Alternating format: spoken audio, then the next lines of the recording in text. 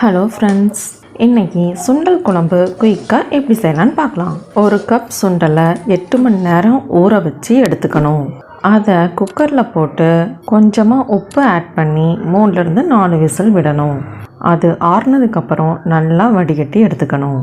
அப்புறமா ஒரு பாத்திரத்தில் எண்ணெய் ஊற்றி 4லேருந்து 5 பல் பூண்டு, 2லேருந்து 3 டேபிள் ஸ்பூன் மல்லி, 1 டீஸ்பூன் சீரகம், 1 டீஸ்பூன் சோம்பு, 1 டீஸ்பூன் மிளகு, 1/2 டீஸ்பூன் கசகசா, 3 மிளகாய் போட்டு ப்ரௌனிஷ் கலர் வர வரைக்கும் நல்லா வறுக்கணும்.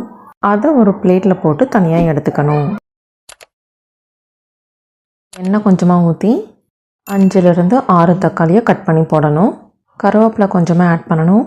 வதங்கினதுக்கப்புறம் ஒரு பிளேட்டில் தனியாக எடுத்து வச்சுக்கலாம். ஜாரில் 1/2 கப் தேங்காய் போட்டு நல்லா அரைச்சி எடுத்துக்கலாம். அது கூட நம்ம வறுத்து வச்சுருக்கிற மசாலா பொருளையும் சேர்த்து அரைக்கலாம். தேவையான அளவு தண்ணி ஊற்றி நல்லா நைஸாக அரைக்கணும். அது கூட நம்ம வதக்கி வச்சுருக்கிற தக்காளியும் சேர்த்து அரைச்சிக்கலாம். அதுக்கப்புறம் ஒரு பாத்திரத்தில் எண்ணெய், 1/2 டீஸ்பூன் சோம்பு, 2 கிராம்பு, 1 பட்டை, 1 பிரியாணி இலை, கருவேப்பிலை, நம்ம வேக வச்ச சுண்டல் போட்டு நல்லா கலக்கிக்கலாம். நம்ம அரைச்சி வச்சுருக்கிற பேஸ்ட்டையும் இது கூட ஆட் பண்ணிக்கலாம். 2லேருந்து 3 கிளாஸ் தண்ணி ஊற்றணும்.